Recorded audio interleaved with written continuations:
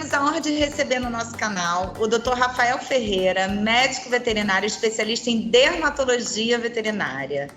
Rafael, bem-vindo ao nosso programa do YouTube que a Sintec vem desenvolvendo, que é Entrevista com Especialista. Em primeiro lugar, eu gostaria de te agradecer a presença aqui e eu queria pedir para que você se apresentasse para os nossos seguidores e falasse um pouco dos seus projetos, um pouco da sua rotina. Nossa, muito legal, estou muito honrado, muito feliz pelo convite, Holanda. Para mim é um prazer estar aqui. Eu tenho um carinho muito grande, tu sabe quanto eu tenho, né, pela Sintec e por todos vocês, né, que trabalham pela Sintec. Então, para mim é um motivo de muita honra, muito orgulho estar aqui. Bom, então, eu trabalho com dermatologia e também na sub-área alergia veterinária, onde eu venho desenvolvendo a maior parte dos meus estudos, né? A parte de doutorado, principalmente. Trabalhei muito com essa área, então eu sou um grande estudioso, né? E um amante dessa área de alergia veterinária, que é o que a gente acaba mais atendendo hoje dentro da nossa grande especialidade, que é a dermatologia veterinária. Também fiz toda a minha formação na Universidade Federal do Rio Grande do Sul, né? Onde eu estou aqui hoje, em Porto Alegre. Então, fiz a minha graduação, residência, mestrado, doutorado. Atualmente, eu sou sócio-diretor da Dermatovet Cursos, né?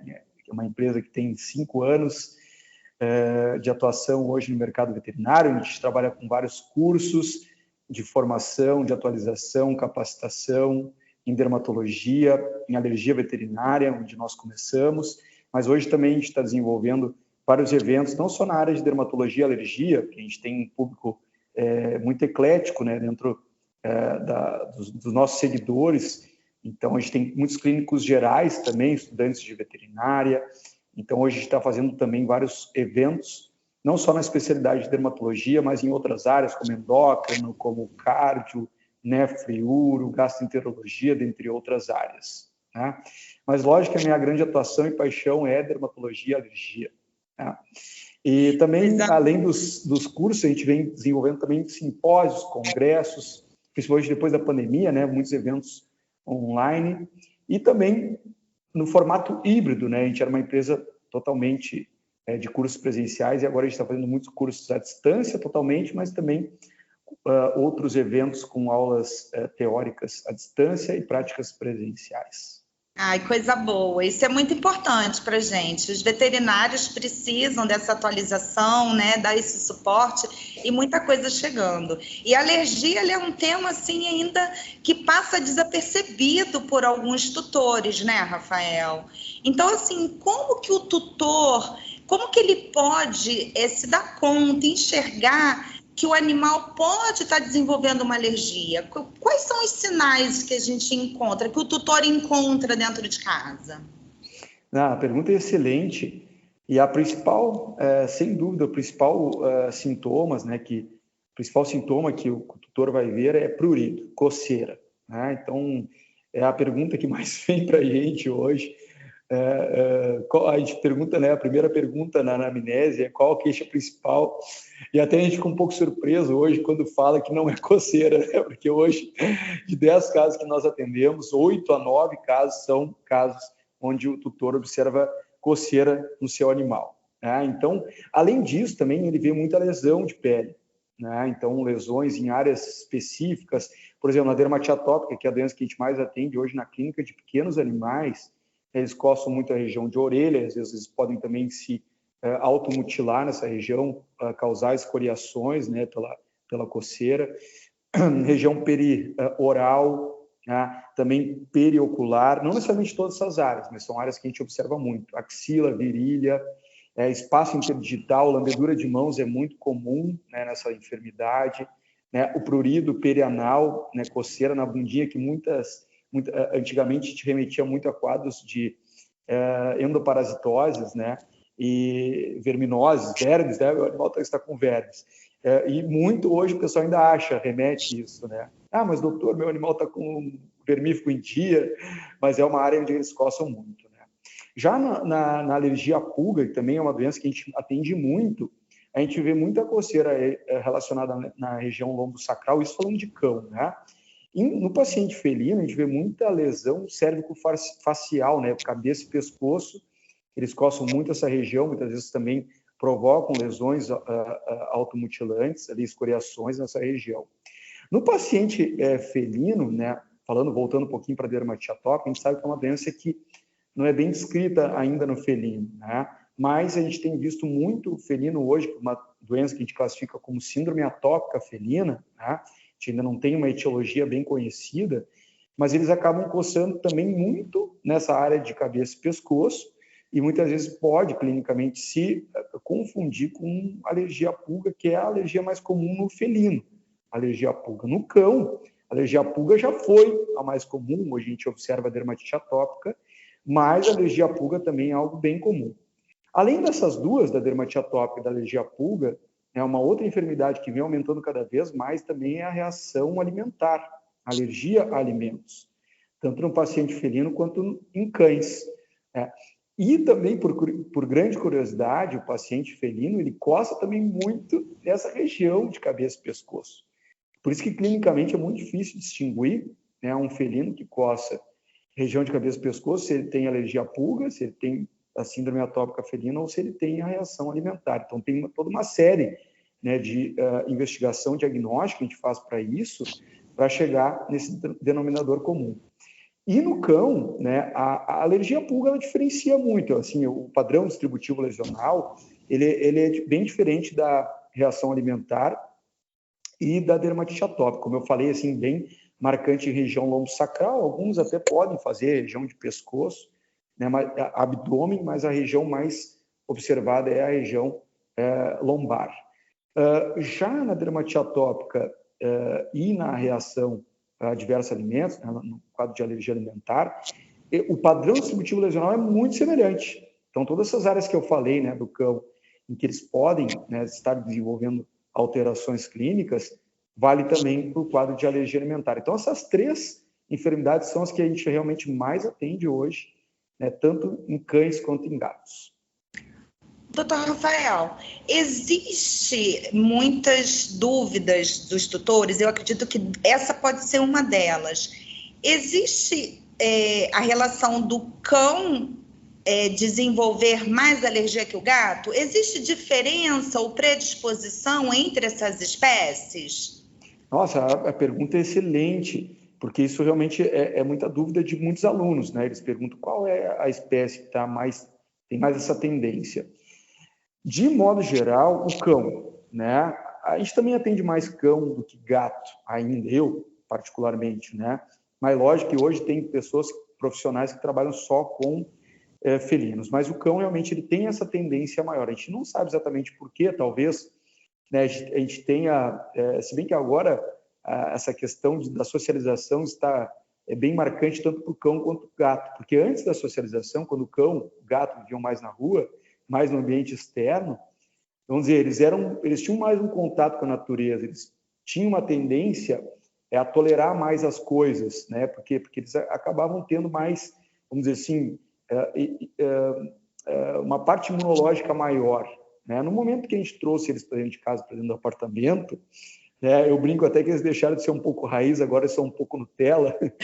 Então, eles assim como nós, né, tivemos a maior tendência a desenvolver quadros alérgicos, porque é mais comum a gente observar alergia em pessoas que vivem, né, em ambientes urbanos do que em ambientes rurais. Então, mais ou menos essa mesma analogia a gente faz para o cão e para o gato. Mas, realmente, o cão, ele acaba tendo um pouco mais dessa tendência alérgica, embora a alergia em felinos, assim, nos últimos anos despontou de uma forma impressionante, né? Mas o cão, acho que ele leva uma desvantagem de ter um pouco mais de alergia que o gato. E dentro dessas espécies, existem algumas raças que são mais predispostas a desenvolverem essas alergias? Sim, e aí vai muito dessa teoria que eu falei, né, do animal que vive intradomiciliarmente. Então, hoje, qual é o perfil, né, do animal indoor? É o cão de raça pura, pequeno porte, né? Então, esse, assim, é o principal que desenvolve o quadro alérgico, né? Claro que no felino a gente não vai ter tanta essa diferença de porte, como a gente vê no cão. Claro que tem felinos que têm um porte um pouco menor, outros um porte mais avantajado, mas não tem tanta diferença quanto o cão, né? Mas os felinos de raça pura, como o persa, himalaio, o siamês, né, exótico, Maine Coon, acho que eles têm essa tendência maior a desenvolver. O vira-lata, né, vamos dizer assim, o SRD, o sem raça definida, tanto cão quanto gato, eles têm uma tendência menor, porque eles têm uma certa tendência a ter uma imunidade maior, vamos dizer assim. Eles até contam do vira-lata caramelo. O vira-lata caramelo é o imune, né? Todo mundo fala que ele não tem nada. Quer Não ter um pega nada. pescoço bom, é o vira-lata caramelo. Exatamente. Então, só que hoje, como o SRD está também muito indoor, é impressionante como aumentou, né, a incidência de enfermidade alérgica nesses animais sem raça definida. Mas em cães, realmente, o cão de raça pura, pequeno porte, que vive dentro de casa, no apartamento, ele é o mais propenso. Tanto é que os cães de médio a grande porte, que mais têm tendência, quando a gente atende, né, que tem um quadro alérgico, são goldens, labradores, né, é diferente, por exemplo, do pitbull, do rottweiler, do doberman. Não que esses animais também não possam fazer doenças alérgicas, lógico, alergia qualquer um pode desenvolver. Mas são cães assim que eles acabam vivendo mais no ambiente externo do que golden, labrador, né? Então, eu acho que é por isso também essa questão da socialização, ela melhorou muito, né? O ambiente familiar, né? Tornou as famílias mais harmoniosas, né? A criança aprende a ter um cuidado maior com o próximo, sabe que tem que alimentar o cãozinho, alimentar o gatinho da água e tal, né? Participar dessa formação do animal, isso ajuda muito. Mas, por um outro lado, né, a gente acabou fazendo que eles tivessem mais esses quadros alérgicos, coisa que há 20 anos atrás, vamos supor, na dermatologia, a gente acabava atendendo muito mais a casuística de animais apresentando sarna, fungo, né, alguns distúrbios da queratinização, né, e alergia muito pouco. E hoje a alergia realmente é a doença do século XXI. Exato. Em humanos e os pets estão indo na mesma sequência. A gente vê muitas crianças mesmo, né, desenvolvendo alergias, muitas crianças atópicas e o cão está indo igual. Essas duas raças, Rafael, que você citou agora, Golden Labrador, eles gostam muito de água, né? Brincam que não pode ver um lago. Outro dia eu assisti um vídeo no TikTok de um labrador que entrou dentro do lago, lá em São Paulo. E eu fiquei olhando, é incontrolável, né? A adoração que eles têm por água. Esse fato dele estar sempre se molhando, essa constância habitual dele, pode desenvolver alguma alergia? Eu acho que o fato de desenvolver para ir na água, eu acho que não, porque o desenvolvimento da alergia, eles têm um caráter mais hereditário, genético mesmo, né? Agora, claro, se um cão ele tem essa tendência, ou se ele é alérgico, e se ele se molhar, realmente isso pode, vamos dizer assim, somatizar o quadro, né? Mas o que eu sempre falo até para os meus clientes, para os tutores, é o seguinte: o animal alérgico tem que ver como um cão, né? Tem que ver como um gato. Claro, com alguns cuidados que a gente vai passar para o tutor, né? Que nem, por exemplo, uma pessoa hipertensa. Não é que ela não vai comer nunca mais um churrasco, não vai nunca mais tomar uma cerveja, não vai usar nunca mais um sal, mas tem que ter um certo cuidado. Em alguns casos, obviamente, também existem hoje, né? O arsenal terapêutico hoje está muito bom para nós controlarmos a alergia, porque a gente sabe que é uma doença que não cura, né? Dependendo do quadro alérgico, a gente tem que controlar e tem que fazer o uso, muitas vezes, constante de medicações. Então, junto com isso, junto com a medicação que muitas vezes a gente tem que utilizar, realmente alguns cuidados que a gente cita para os tutores, né? Então, como que vai ser realizado o banho, né? Seguir a orientação do médico veterinário com relação aos produtos terapêuticos, que hoje a gente faz muito uso, né? A terapia tópica hoje na dermatologia veterinária, né, está muito em voga. Então, ajuda muito, né? Muitas vezes é uma terapêutica única, que a gente não precisa nem de terapêutica sistêmica, né? Em casos até mesmo de infecções, né? Que a gente sabe que os cães, principalmente com dermatite atópica, fazem muita infecção secundária ao quadro alérgico, a gente tem que tratar eles, né? Outros cuidados também que eles têm que ter é com relação a roupinhas, o tipo de shampoo que vai ser feito, o banho, como é que vai ser feito em casa, como é que é, se tem muito tapete, né, que às vezes pode acumular mais ácaro, isso facilitar mais, né, aumentar o problema alérgico, a alimentação, que às vezes em alguns casos tem que ser restrita, né? Porque hoje o cachorro come pizza, come pão de queijo. Chocolate, batata frita com ketchup, não pode, né? Não pode. Eu vou fazer uma entrevista com um especialista também com nutrição. Vou convidar um especialista para vir falar, porque piora para todos os colegas, né? Todas as especialidades sofrem com esses petiscos a mais, não é só na pele, né? Exatamente, não que não deva dar, né? Em alguns casos até a gente libera o uso de petiscos, mas em casos de cães com alergia, a gente tem que saber o que a gente vai oferecer para esse animal. Então, como eu falei, tem que viver como cão, tem que viver como gato, mas com alguns cuidados, né? Eu acho que isso é super importante, né? Na nossa conversa com o tutor. Eu ia fazer essa pergunta, se a alergia tem cura, mas eu acho que esse bate-papo já trouxe um pouco para a gente, já elucidou o cuidado que o tutor deve ter, né? Se a gente tem que ter cuidados especiais, sim, como você já falou, né? O tratamento, a monitoração, o manejo tem que ser adequado, o cuidado frequente, não é só naquela hora que tem a lesão, né? Ele tem que se manter. Mas ela tem cura, dependendo da alergia? Algumas sim, outras não. Como que o tutor pode ver? Um animal com DAP, com dermatite alérgica à pulga, ela tem cura, Rafael? Em alguns casos até a gente observa a cura, né, uma melhora muito significativa. Mas isso, normalmente essa tendência, né, de uma melhora natural, né, que a gente chama de tolerância natural adquirida, quer dizer, pessoas, até crianças, que quando eram muito jovens eram muito alérgicas, depois na fase de adolescente praticamente se curaram, né? Isso demora, às vezes, de 15 a 16 anos, essa fase de tolerância. A tolerância significa, eu sou alérgico à pulga, tá? A pulga vai ficar me picando, pô, chegou uma hora que eu começo a tolerar essa picada, né? Então, a gente sabe que o cão e o gato, eles não vivem tanto, né, como nós humanos. Então, por isso que, normalmente, eles tendem a nascer e morrer com o problema, né? Então, por isso que normalmente a gente acaba falando isso, né? Que a enfermidade não cura, existe controle, né? Por exemplo, na alergia à pulga, acaba sendo um pouco, relativamente mais fácil, não tão fácil assim, porque a pulga, ela pode, né, estar onipresente no nosso ambiente, né?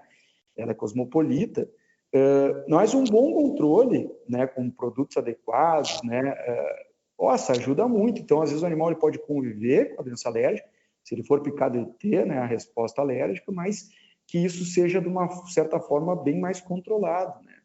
Então, hoje a gente tem opções terapêuticas de monte aí para controlar bem pulga, né?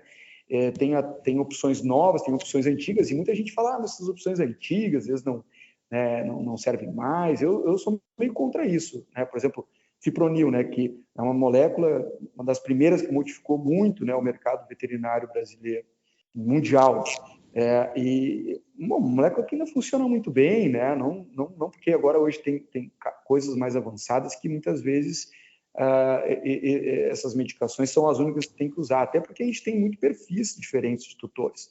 Tem pessoal que pode investir um pouco mais, tem pessoal que não consegue um pouco mais, então a gente consegue muitas vezes moderar isso, né, com essas prescrições, mas que acaba fazendo com que eles tenham, né, uma vida muito melhor, né, quando bem controlados. E uma outra coisa que é importante, né, que sempre suscita especulações, é o seguinte, doutor, mas eu não vejo pulga no meu cachorro. Como é que ele é alérgico? É a mesma coisa, eu sou alérgico ao mosquito. Não tem mosquito no meu corpo agora, mas se eu for picado, eu vou desenvolver uma reação alérgica. É isso que os tutores têm que entender muitas vezes. Não quer dizer que o cachorro, como ele tem ou não tem pulga no seu corpo, porque a pulga prefere, inclusive, ficar mais no ambiente. Então, ela pode picar o animal, voltar para o ambiente, ele nem viu, né, e o cachorro começar a se coçar. E para quem é alérgico, basta uma, né? Exato. Eu sempre explico isso, para a gente prestar atenção quando for conversar com o tutor do pet, de explicar, de relembrar o ciclo da pulga que a gente aprendeu lá em parasitologia, que na infestação só 5% está no animal, os outros 95% estão no ambiente. E esse é o desafio que a gente encontra profissionalmente de conter a infestação, né? Que é tratar aí o ambiente e o manejo mais adequado, né? Existem animais que tem algumas restrições a alguns princípios ativos de medicamento. Então, de repente, tratamentos tópicos favorecem o manejo daquele animal. Essa conversa de pulga rende outra entrevista, Rafael, só para a gente falar de pulga, muito bom. Mas é um caso muito comum das alergias no consultório, muito frequente ainda, né? E principalmente nessa época de verão, a gente encontra bastante. Que bom. Outra perguntinha que a gente sempre escuta, e você citou lá no início da entrevista, da nossa conversa, é do animal que lambe a patinha. Olha, eu já escutei vários vizinhos, o meu cachorro chupa o dedo, é tão bonitinho. E aí, outra coisa também que observa é vai para a rua com um monte de sapatinho. O cachorro, tem até os vídeos que os cachorrinhos saem andando assim, se movimentando. Como que é a visão do cachorrinho que chupa o dedo, que não chupa o dedo, e de colocar o sapatinho? A pergunta é muito boa, muito pertinente, porque um dos critérios clínicos hoje para o diagnóstico de dermatite atópica, né, que é essa doença que eu falei hoje, que assola hoje, né, principalmente os cães, hoje é a doença que a gente mais atende em toda a clínica de pequenos animais. Um dos fatores clínicos, né, que são observados, que a gente leva em consideração, é a lambedura de patas, principalmente as mãos, né? E é engraçado porque eles lambem muito na extremidade. Então, a parte palmar, né, e a parte dorsal, bem no espaço interdigital, no meio dos dedos, né? Então, esse é o ponto principal, porque tem alguns casos em que o cão ele lambe, principalmente essa região de carpo aqui, ó, ou até o antebraço, muitas vezes, que aí é um pouco diferente. Às vezes, aí tem que checar, mas às vezes pode estar relacionados a problemas psicogênicos, né? Bom, mas na extremidade realmente pode ser de fundo alérgico, e o fundo alérgico, muitas vezes, ele somatiza com quadros de problemas comportamentais, né? Então, os cães, normalmente, que têm mais problemas comportamentais, são os mesmos que têm tendência alérgica, são os de raça pura, porque não pode viver dentro de casa no apartamento. Eu acho que os cães, vamos dizer assim, talvez fossem mais felizes vivendo na rua, mas, né, não que eles sejam infelizes, né? Lógico, com um ambiente familiar eles se tornam muito felizes, mas a doença alérgica, ela leva a uma grande ansiedade. Imagina a gente o dia inteiro se coçando, né? Isso te gera, né, um fator ansioso. E isso pode somatizar com a lambedura de pata. Então, ele lambe a pata porque ele é alérgico, ele está com um problema comportamental, ele está com mais ansiedade porque está com um problema alérgico e vai descontar mais na pata, e isso vai virando um ciclo vicioso. Quanto mais a alergia está mais forte, mais ele lambe, mais ele fica ansioso, mais ele desconta na pata, sabe? Então, vai virando uma bola de neve. Então, por isso que é muito importante a gente diagnosticar o quadro alérgico, né, ver se realmente essa lambedura de pata está atrelada ao quadro alérgico, né?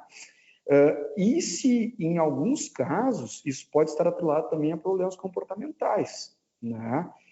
E às vezes é muito interessante, porque assim, uma das medicações que a gente mais utiliza para tirar o paciente da crise alérgica, que é fantástica até hoje, né? Para mim, é a melhor medicação, que é o corticoide. Quando a gente fala de corticoide, a gente fala de prednisona, prednisolona, né? São as medicações que a gente mais utiliza. Quando o animal tem só o fundo alérgico, tira com a mão. Quando ele tem um problema alérgico associado ao problema comportamental, o tutor fala, parece que não está funcionando muito bem o corticoide, entre aspas, né? Porque, claro, o corticoide ele não vai tratar o problema comportamental, a crise ansiosa que ele está tendo, né? Então, isso acho que a gente, às vezes, tem que tentar refletir dentro desse quadro, né? Por isso que eu acho que é bem importante, assim, essa pergunta, ela sempre é muito boa, né, de ser respondida. Então, não é só mesmo a alergia em si, o comportamento também, né? É um desafio para o médico veterinário, um desafio para o tutor, porque os pets passaram a ser membros da família, muitos substituíram filhos para muitas famílias, né? Os filhos que saíram de casa, eles ganharam um outro patamar dentro de um lar, né?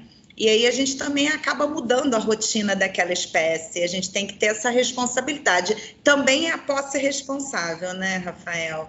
Aquele tutor se atentar que o animal também precisa se desenvolver como espécie ainda, né? Mesmo que com todo o conforto, todo o carinho, todo o envolvimento emocional que a gente vem ampliando dentro de casa com eles.